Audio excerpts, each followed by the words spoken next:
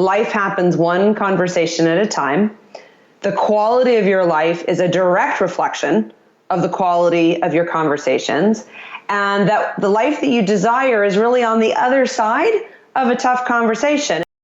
Your mind can be your most valuable asset or your biggest liability, and you get to choose. This is the Building Psychological Strength podcast, where we explore ways to build resilience, build confidence, and make our minds work in our favor. We draw from the fields of psychology and life design to help us intentionally create a rock-solid mindset upon which a vibrant life experience can be built. My name is April Seifert. I'm a psychologist, a life design strategist, and co-founder of AmyK Mind, the Center for Psychological Strength. Each week, I'll introduce you to an expert, a concept, a technique, or a hands-on practice that will help you build psychological strength in your own life. These are the tools to help you thrive.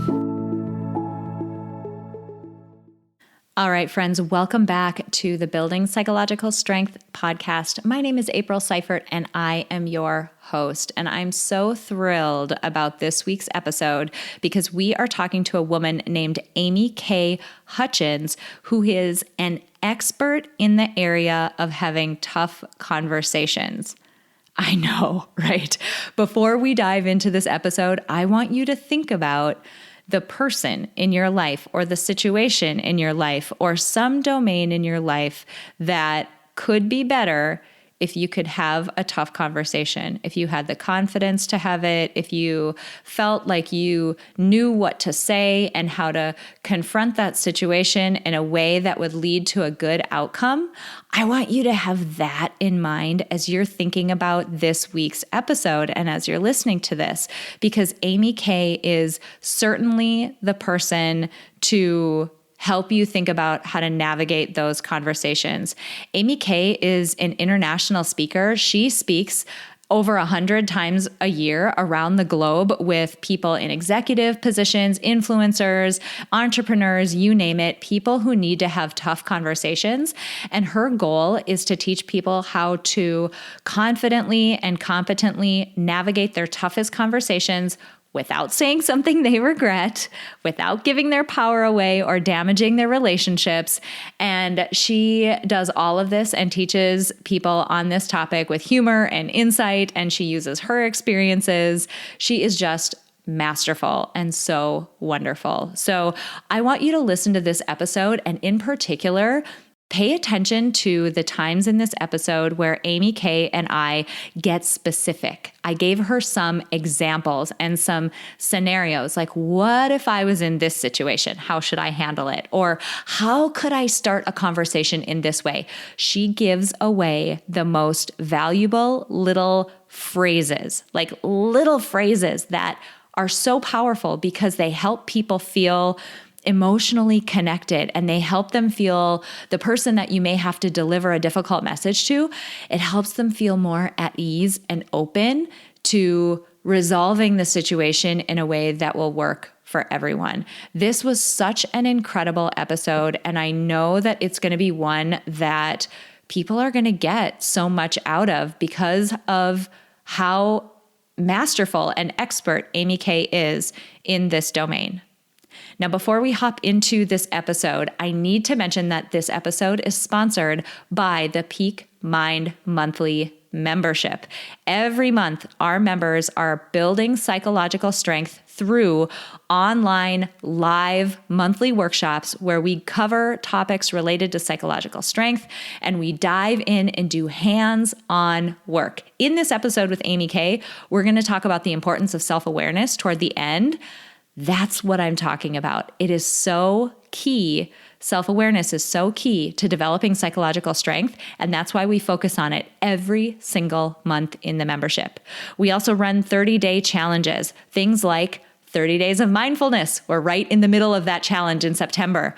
That challenge is focused on cultivating a daily mindfulness practice that fits into your day-to-day life, that does not involve you being alone in some serene, perfect environment. This fits into your busy life with work and kids and all the other chaos going on. We're helping people build psychological strength in their daily lives. There's expert interviews. There's a on-demand 24/7 library that you can catch all of our workshops if you can't catch them live. Everything that's been done in the past is available in that membership. And a Facebook community and an ability to answer or to ask questions that we'll cover in upcoming workshops. This is a huge membership. It is so incredibly valuable. And right now, we're giving you access to it for $1 for your first month. That's it, $1. So if you head over to peakmindpsychology.com, you can sign up for the membership and use the coupon code THRIVE when you check out, and you'll get your first month for $1. All right, enough chit-chatting. I cannot wait for you guys to hear this episode with Amy K. It's so powerful. Get ready to jot down some specific phrases that you can use starting today in your tough conversations. Can't wait for you guys to meet her. Amy K, I am so excited to have you back, I guess. We've done one episode before, so I'm thrilled to have you back on the podcast. Thanks for being here. Well, I'm honored to be here. We had such a great dialogue last time. The minute that we decided to do it again, I was like, I'm in. I know. I was thrilled. And what I'm also really thrilled about is you have an area of expertise that is so needed by so many people and is so hard for so many people. So this is going to be really useful.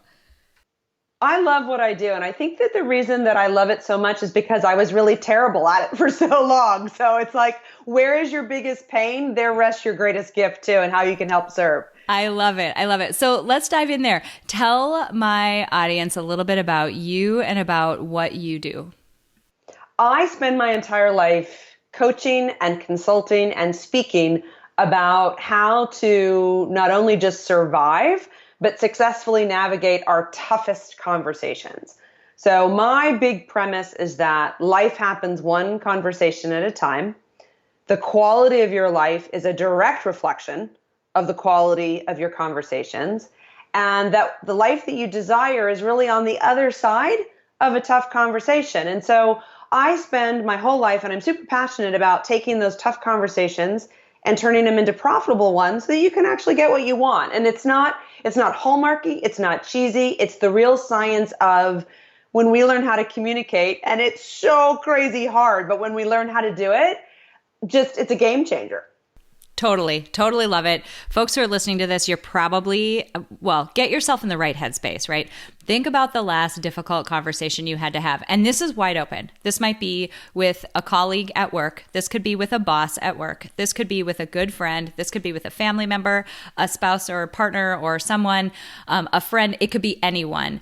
It's hard. It's really hard when we have to deliver sometimes a tough message, or sometimes when the message that we need to convey, or maybe our feelings, are very muddled, and we're trying to make sure that we're communicating in a way that the other person understands.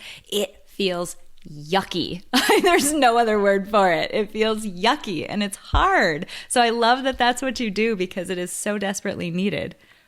It is, and I think that what's so understandable and yet what's so hard is that even though we all have our own unique personalities, the one thing that we have in common are these feelings that we're trying to express and share. And as you just said it, when a conversation happens and you feel misunderstood or misrepresented, it's just this icky, awful like pit in your stomach. And so to be able to avoid that and get what you want, that's what just fires me up and makes what I do so rewarding. I love it. So let's dive right into the meat of the matter. You mentioned that the way that you approach this is a very scientific way. I mean, I love that you said this isn't Hallmark, this isn't fluffy. This is based in actual science and actual techniques that help people communicate more effectively. I'm guessing that there are some, we'll call them pillars or foundational building blocks of what that looks like. Can you share that with us? Absolutely. I think that one of the first things that I will say is that from a neurology background, the science background, one of the things that we know from an fMRI, which is a functional magnetic resonance image, is that when we start positive, when we start forward focused, we actually increase the neural activity and the brain's ability to problem solve. So if I said to you, like, April, we need to talk, or like with my partner, honey, we need to talk. Like, those conversations are dead on arrival. I literally just puckered, like right now. You said that and I was like, huh, what? Oh exactly. God. It's like it's the classic, not to be too crude, but it's like the sphincter clench. It's like, oh my God, I'm in trouble, right? 100%. I call to the principal's office. And so one of the things that I think that's really important is for people to realize is that both at home and at work, when you can start the conversation either with alignment or a positive, open-ended question, you're creating space for possibility. So for instance, if I'm like, April, why did you do that? The brain is literally going to decrease its neural activity in the frontal precortex, where we problem solve and we have language and we ideate, and it's going to go right back to the stem reptilian, which is fight or flight, defensive, the lame blame game. So if I can start with, hey, April, how might we, one of my all-time favorite magical phrases, how might we fill in the blank? How might we form a better partnership? How might we actually turn this strategic plan around? Or how might we increase sales? Or how might we? That to me is one of the most brilliant phrases for saying, look, we're going to figure this out together. You and I are on the same team. It's not you, it's not me, it's we. That's huge. And I am a shared lover of the question, how might we? Because one of the things that I am so passionate about that we do within Peak Mind is we draw from life design. And life design is an area of expertise that builds off of the human-centered design process, which is all about the question, how might we? We get to know a person or, someone's goals and needs and desires, and then we use that question. How might we design this experience, design that person's life, design that product, design this situation so that it meets those goals and needs, so that it goes well? But what I love about that phrase, if you unpack it a little bit, is the word how automatically points it at it's a solution, right? Like, we're solution focused here. We're not just here to whine about something. We actually want to come up with a solution that could work. And then the word might, to me, is this giant permission slip, because it does open people up to possibility, because you're not saying like this is the only way we can do it. There is only one possible way. You're saying might, like, I don't know, we're going to try it. We're just going to leave ourselves open. We're going to experiment here. This might work. I'm not sure. It just calms people down a little bit to use the word might. It feels less scary, I've found. It is, and I think that it really encourages people to leave their darts at the door and not pop the balloons around ideation. And so, again, it's just the idea that we're going to explore all these possibilities, and it really removes a psychological stressor of we have to have the right idea and we have to have it now. And so when you remove that sense of urgency to say we're going to explore ideas and we don't really have to make a decision the same day that we explore our ideas, you get people to relax. And in the moment that they relax, there's strength in that to say, okay, I don't have to have the best idea or the right idea. I just have to give myself permission to explore possibility. That's huge. And it seems like so what you're talking about here is ways to start that conversation, right? Like starting on a positive note and using that phrase, how might we? It seems like there's even a step before that of almost mindset, where you need to go into a conversation with the goal of understanding or the goal of coming to a resolution, versus sometimes, let's just be realistic and honest with ourselves, sometimes we go into those conversations like, no, I am going to prove my point and I'm going to show that other person that I'm right. And it seems like there's that initial mindset stage that you need to get yourself in the right frame of mind with the right goals for any of this to go well. Yes, and that's actually so we did not plan this. This is not a seed. So this is like a real honest and authentic dialogue. This is exactly what I'm doing in the book that's coming out in February of 2020. It's not just one thing. There's 5 things that you have to do before the conversation even starts. And one of them is to go in with the idea that I'm going to seek connection. And so it's not about proving that you're right. It's not about being right or proving somebody else to be wrong or less than you. It's about how do I lean into understanding and making connection. Now, obviously, that doesn't mean that if there's a person that's behavior so egregious that you're not going to go in and set a boundary, but that's also a mindset. So you have to prepare yourself before these crucial or critical or tough conversations even start so that you get more of what you want. You can't wing it. Now, I know that we've got really smart people who are listening, and 90% of the time, because of our areas of expertise, we can walk into a conversation, wing it, and it's going to go really, really well. But then there's the rest of these conversations, the one that are inflection points in our life. And those are the ones that we really have to take responsibility for setting ourselves up for success and preparing for these conversations. And I really do believe that there's really only two things you can do in a conversation, and that is either use your power, like you're going to seek power, establish a boundary, put in a new rule, or because you don't want to be treated a certain way, or you're seeking connection. You really are trying to lean in, make sense of somebody else's world, create mutual understanding so that you both can get what you want. I love that distinction so much. And something that I don't want people to miss is there's a number of domains of life, and these tough conversations are one. The area and domain around sales, so selling something is another. Creativity and the ability to make something creative is another domain, where sometimes people look at these areas and from the get-go, they decide, oh, I'm either good at that area or I'm not good at that area. Typically, I'm not good at it. And then they'll look at someone who, maybe could navigate one of these conversations really well or has been able to, and they'll say, oh, that's because AmyK is really good at this. What they don't realize is that in each of those domains, so these tough conversations, definitely within sales, definitely within creativity and domains related to that, preparation and practice and intentionality and being really thoughtful about how you're going in, that's really what leads people to be successful. It's not some innate ability that you have to somehow pick the right words. It's thinking about, what are my goals for this conversation? How is this person likely to respond? And, how might we have this conversation in a way that's going to get us to a good resolution? I just think people don't realize that prep part is so important. They just think they should either know how to do it or they must be bad at it.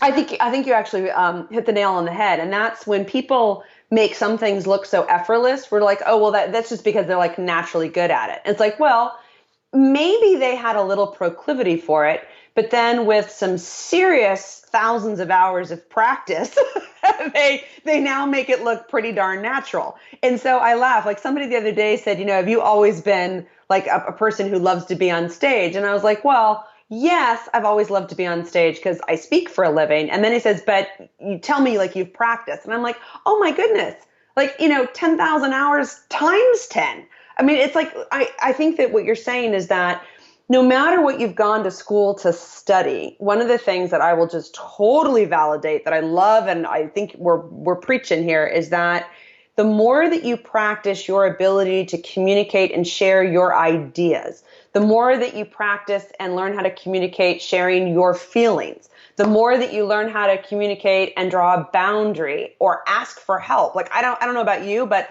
almost all of the badass women that I know have a really hard time asking for help. Mm-hmm. And so changing that story in your head that asking for help doesn't mean you're weak. It actually makes you stronger is the story that actually helps you move forward faster.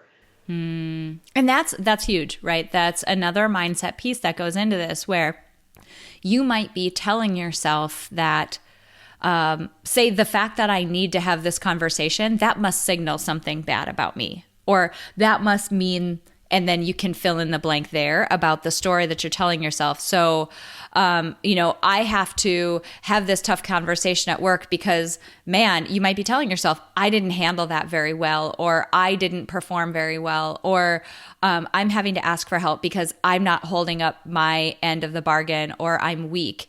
And I think in general, going into a conversation with that mindset, you're just not going to be as confident and able to effectively communicate than if you were telling yourself a more empowering story or even a more accurate story about what reality is. Because let's face it, our little reptile brains tell us some crazy stuff sometimes that is not adaptive and helpful, nor is it accurate about what's happening.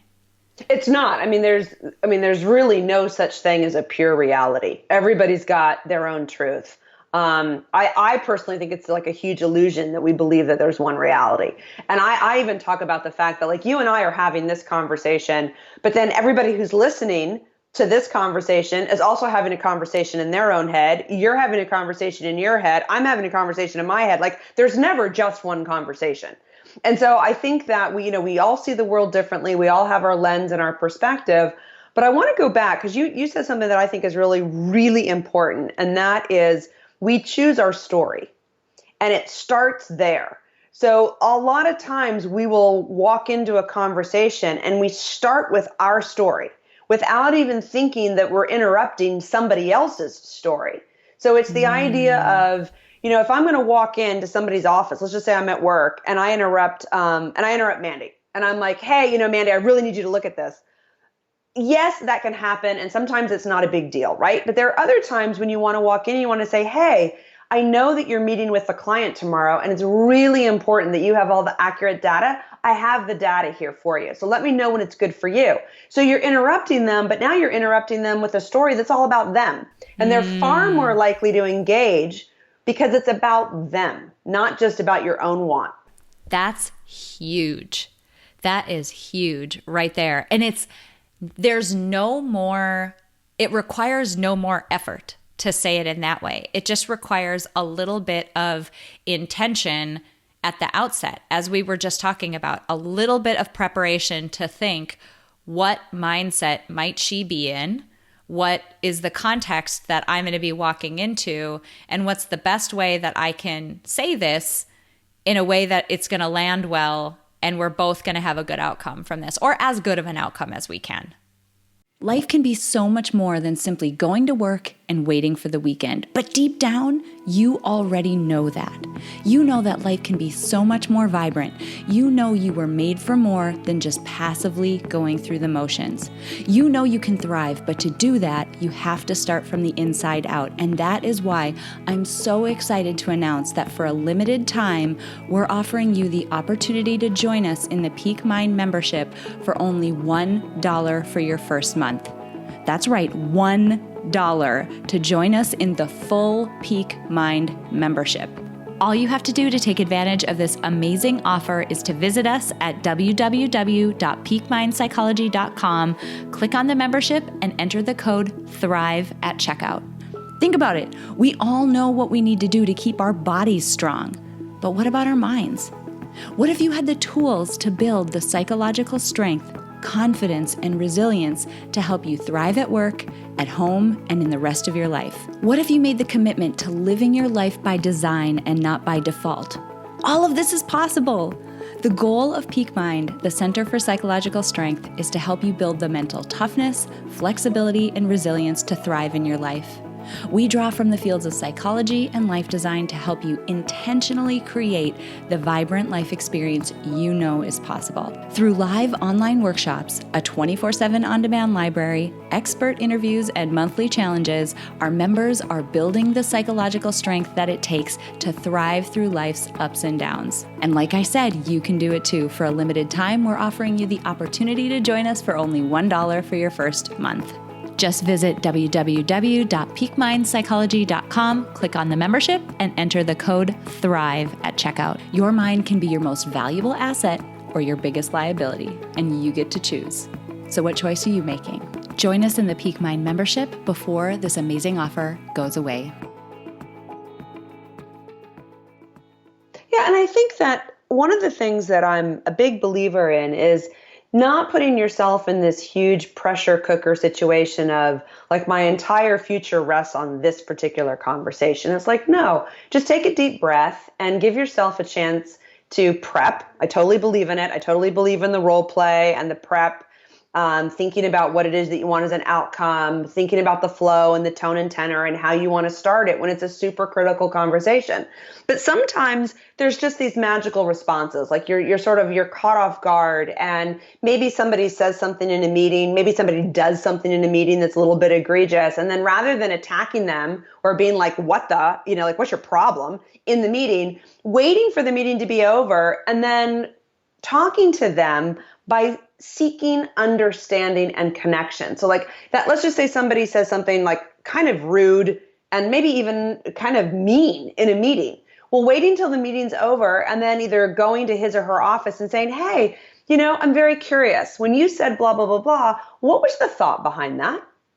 And like really giving them a chance to own what they said or what they did, and for you to really understand, because we get the story in our head of, oh, they were just mean to me. And they might look at you and be like, I don't even remember saying that. Or, oh, I was really upset about blah, blah, blah, blah. Or, you know what? You're right. I owe you an apology. Like there's a myriad of ways it could go. But instead of just being all worked up and giving out all your energy and all your time and all your effort to the wrong story, go lean in and see if you can, turn it around faster. I love that. A book popped into my mind. Have you read The Four Agreements? I read that a long time ago, and I'm going to just do a full candid. I sort of remember it, but not in a great distilling way. No worries. There's just one little section of it that popped into my mind. And one of the agreements is about making assumptions. Like, don't make assumptions. And you get yourself into trouble when, say, somebody made that comment in a meeting. You might assume that you know what the thought is behind it, or what the sentiment, or even the degree to which they intentionally tried to hurt you. And that's a whole other can of worms. Like the degree to which people actually sit around thinking, wow, how can I really make AmyK mad today? It's not very often that it happens that way, but not making assumptions about what that person was thinking. And number one, allowing them to articulate what their thoughts were. But number two, I love that you said they need to take responsibility then for what their thoughts were, because to me, that is almost it's a subtle way of signaling a boundary. Like, hey, you can go ahead and make these comments, but we're going to have a conversation about it afterward. That's just something that you can expect with me, is that if there was something there, we're going to air that in this conversation. Like, I'm going to come to you in a private way, in a respectful way, but we're going to have this conversation. If you continue to make these types of comments, like that's just how we're going to work it out. That to me signals just an expectation and almost a mini boundary with a person that, we're going to solve this like adults if this continues to happen. Yes. And I think that one of the things that's really important, and I talk about this a lot, is that you can do it in a really gracious and kind way. And being nice doesn't mean that you're naive, though. It really means that at some point you have to own your own voice, and you have to recognize the worth of your own voice. And that's really what I struggled with for so long. I mean, I have hundreds of stories where I could tell you, like, people said something so rude or egregious, and I often just let it go. I was like, well, that's so rude, I'm not going to respond to it. And then what I realized is they just thought I was an idiot. And I was like, no, I was just taking the high road. And what I've learned is that you can let a lot of those things go, but when they're really rude or egregious, you can still be really nice, but you need to call people on it. Like, you need to let them know that it's not okay to be that cruel or that rude or that offensive. Yeah, let's play that out in an example. So, I mean, I'm assuming we could use any number of examples that are probably pretty common for people. So there might be, a family member who tends to be hypercritical, let's say. It could be someone at work who is similarly either critical or makes comments that just are not okay, that they're ones that you do need to address.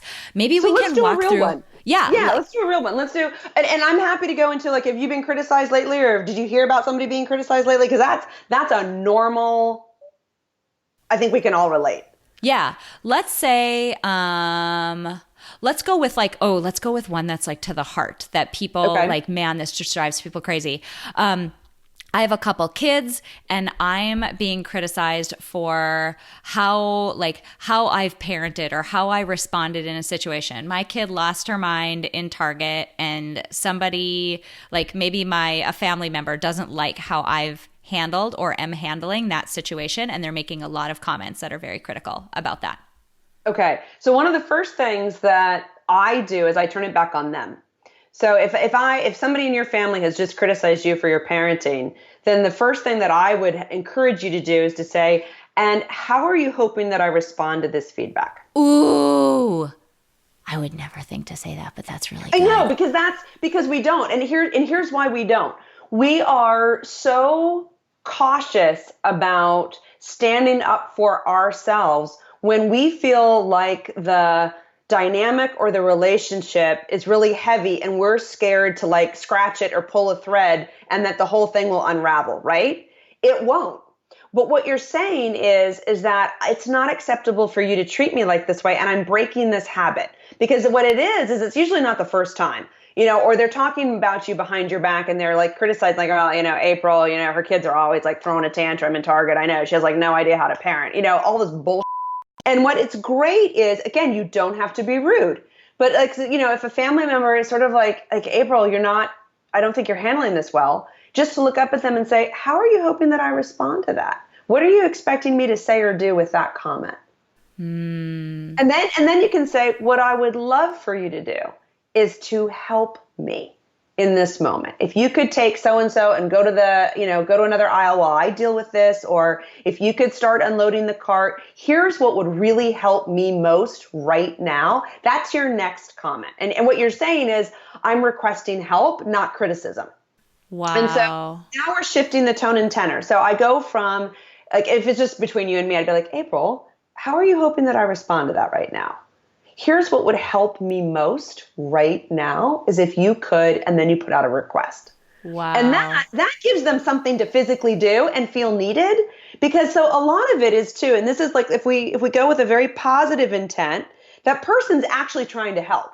Like, that's the crazy thing. They're trying to help you. The problem is that they don't realize that criticism isn't the best card to play in that moment, even though they're trying to be helpful. So when you kind of feed into their desire to help, but you make it what you need, you've completely shifted it, and they still feel valuable. And I think that feel valuable part is a huge one, because I can think of situations that I've been in where I'm like, I don't know if that person actually wanted to help me. But even if they don't, like, let's assume negative intent here, which, I mean, sometimes that's the case, lots of times not. But let's just, for sake of argument, assume negative intent.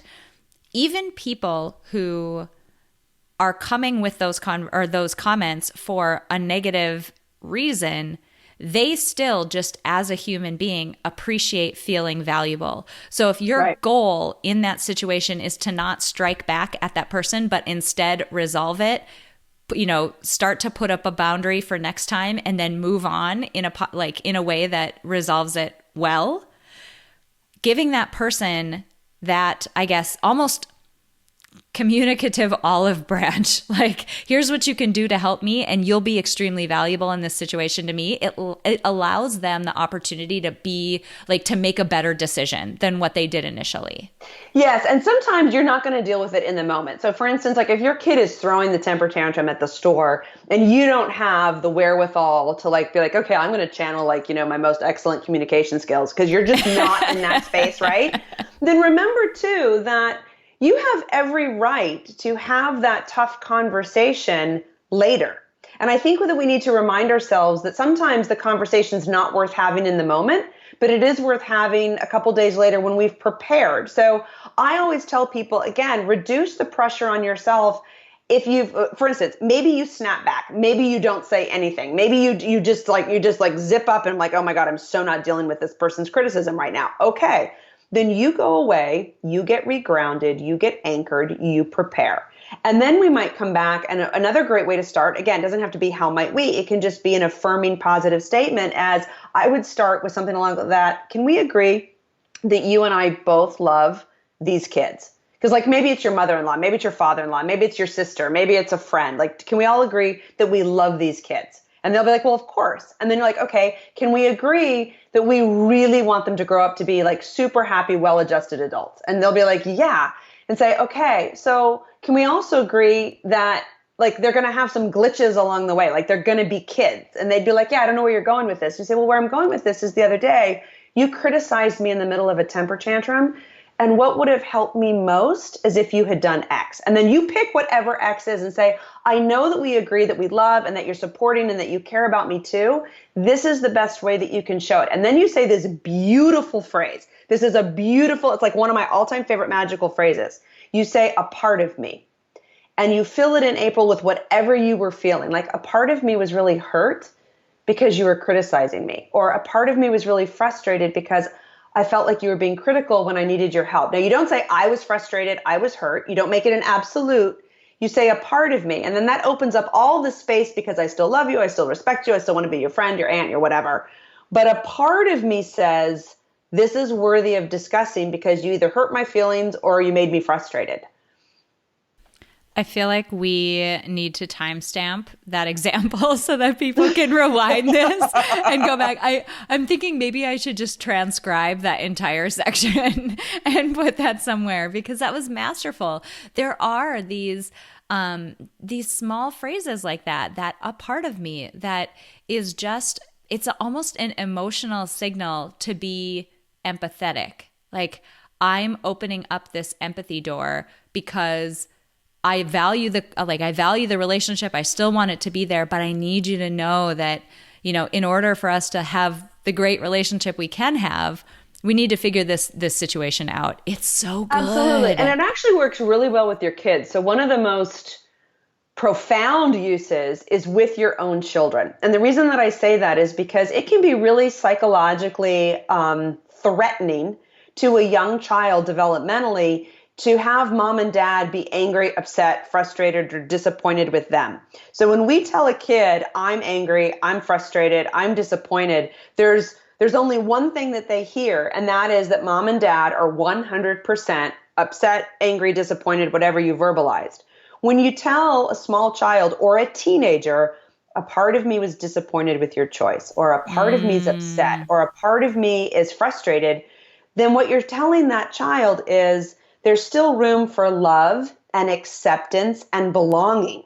And that is such a psychological play with young kids and teen. Like, I just got goosebumps all over my legs because this is so important to a young psyche, that mom and dad can be angry and still love me. Mom and dad can be upset and still accept, and I belong in this family and I belong to them. And so it's a real game changer. And by the way, with teenagers, it often takes the wind out of their sails because they're less defensive, they're less fight or flight. That's amazing. You could just hear, I'm going back to something that you said earlier about these conversations either seeking power or seeking connection, and you can feel the connection in it, right? If your goal is to maintain and even strengthen, because you could see how having that tough conversation would not only deliver the message that needs to be delivered, right? You'd have the conversation you need to have, but you could see how if you took this approach that you're talking about, it could really strengthen a connection with someone because you're being so thoughtful. And it doesn't mean you can't ground your kid. I mean, it doesn't mean you can't have a power play. Like if your 16-year-old or 17-year-old breaks curfew by a couple hours, you can absolutely say, a part of me is really disappointed. And by the way, a part of me was really scared that you might have been hurt. So you are grounded or you're not going out this weekend. That's a power play, and that's fine and totally appropriate. But you're still letting them know that there's room for love and acceptance. And it's interesting because a lot of times people say, oh, you shouldn't tell kids they have power over the way that you feel. And I said, no, I think it's okay to let people know that their choices, it's not about, giving your power away. Like, I know there's the classic Eleanor Roosevelt quote, like, nobody can make you feel anything without your consent. But the more nuanced real world version is that if your kid comes home 2 hours late from curfew, you are scared. Like, that's the reality. Like, you are choosing, yes, to be scared, but you're also choosing to realize that there's a dangerous world out there. And that's why you have rules in the first place. And so I think that the more reality check and the nuanced version of that is telling your kid, a part of me was concerned. You can even word it that way if that makes you more comfortable. A part of me was really concerned that something might have happened to you, and this is not acceptable. This is not how we treat each other in our family. This is not how our family chooses to show that we care about one another. And so those are all really good things to communicate that then allow your child to grow up and have those communication skills as well. I love that. Oh my gosh, this is all so good.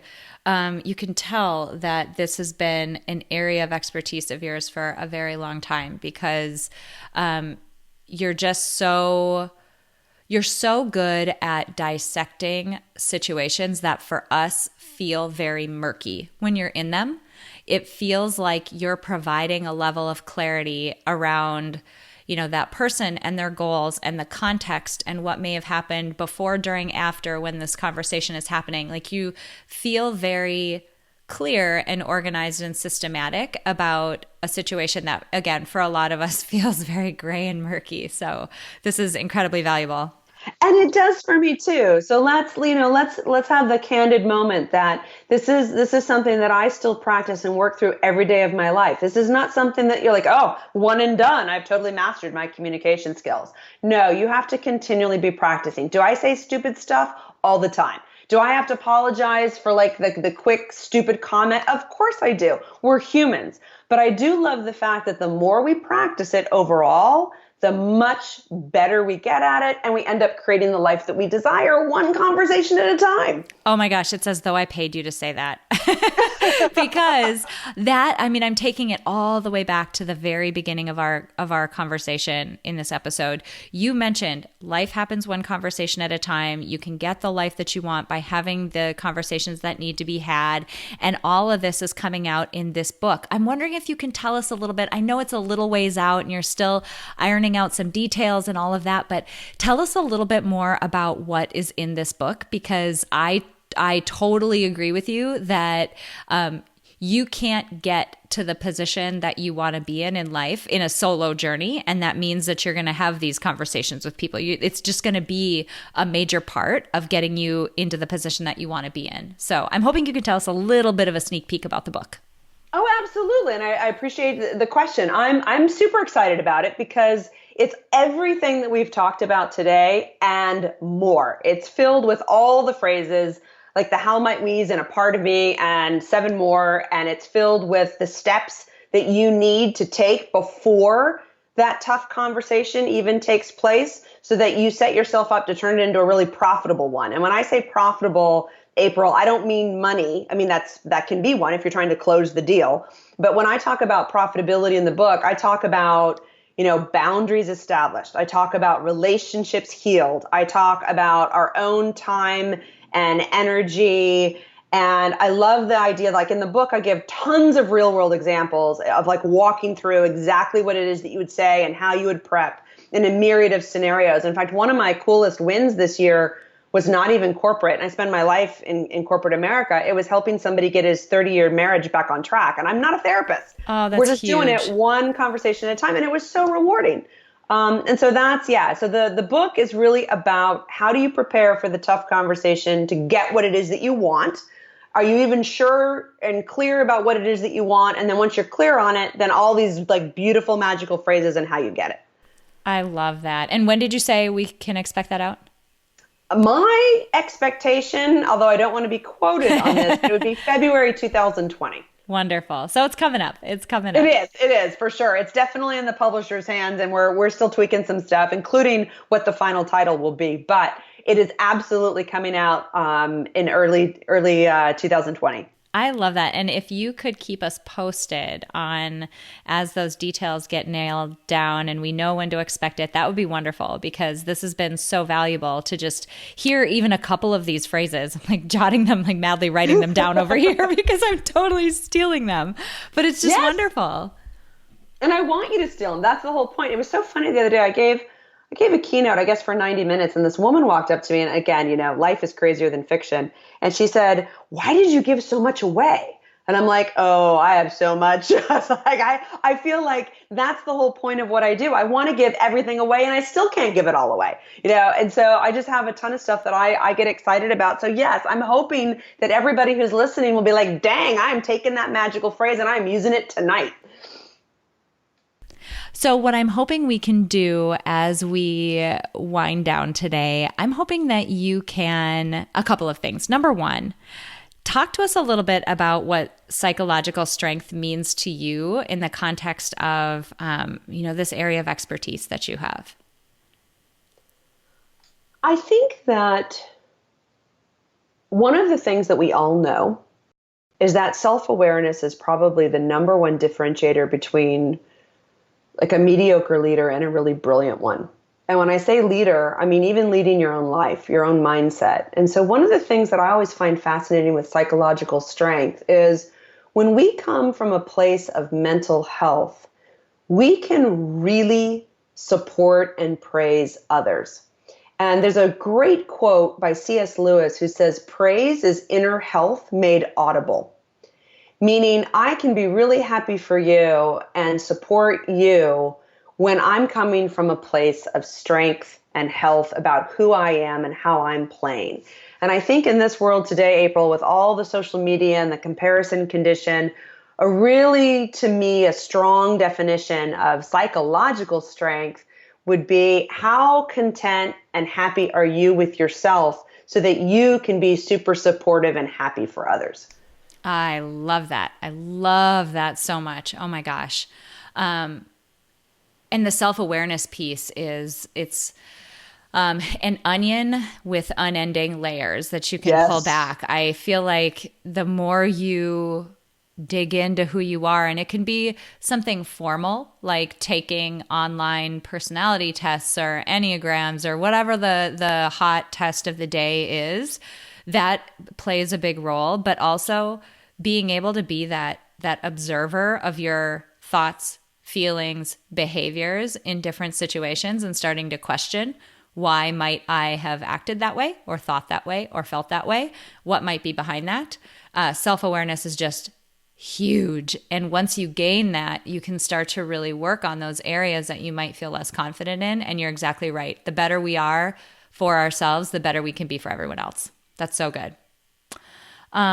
I'm also hoping, before we close out today, that you can leave us with, a couple of tips for getting started with some of these tough conversations. Just something actionable that people can do the next time they have to approach a tough conversation, something that is almost box checky, because again, this is an area that gets very murky for people. So what are a couple of things that they can do to set themselves up for success in the next tough conversation they have to have?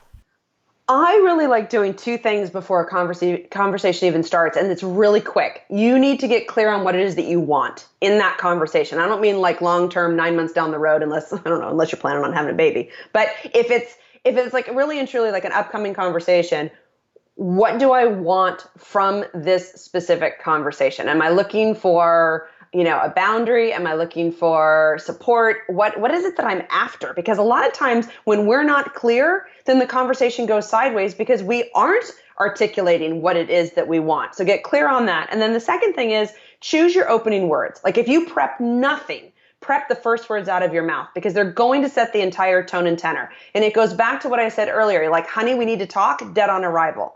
How might we, or affirmation or something positive that says we're going to start in a really great forward focused way will completely shift a conversation into the direction that you want to go versus like starting off in some battle mode. I love those. They're so actionable. They're so specific. They're so simple, but they're so powerful at the same. They work. Yeah, you can tell. It sets the tone completely differently. AmyK, this is so good. I have loved chatting with you once again. You are so masterful at everything that you do, and it has just been a pleasure. Where can people find you online? Super easy. It's 4 letters, AmyK.com. And so if they go to AmyK.com, one of the things that I highly encourage them to do is to take advantage of all the free resources that we have about communicating more effectively. So there's no sales pitch. It's really and truly one of my core values is generosity, and you'll see on our homepage, we give a ton of stuff away for free. I love that. And I highly encourage people to take AmyK up on that. The more you can, again, going back to something we talked about earlier, the more you can be intentional and practice and prepare and just feel really rock solid, as you go into these conversations, just knowing what you want to get out of them, what the goal is, and what success would look like for them, the better you're going to be. And I also agree with you that having those conversations is one of the keys to creating the life that you want to live. And that is a big piece of psychological strength at Peak Mind. AmyK, this has been awesome. You're incredible. Thank you so much for coming back on again. It's just been so much fun, and you guys need to check her out online because she is like twice as vibrant to talk to in real life as she was on here, and this was really awesome. So thanks so much for being here. Thanks again. It's a simple fact that nearly everyone in the world could benefit from building psychological strength. But not everyone will put in the time and effort to do so. But today you did. Thank you so much for listening to this episode of Building Psychological Strength. Now, if you're interested in building the mental toughness, confidence, and resilience you need to thrive through life's ups and downs, visit us at www.peakmindpsychology.com. Also, if there's someone in your life who could benefit from this episode, please share it with them. And if you yourself found this episode valuable, meaning if you took away even one insight that you can use to build psychological strength in your own life, we would so appreciate it if you would drop us a rating and a review on iTunes. The thing is, the more ratings and reviews we have, the easier it is to get this powerful and important content out to the people who need to hear it. Remember, your mind can be your most valuable asset or your biggest liability, and you get to choose. So choose wisely, my friend. And I'll see you next time on Building Psychological Strength.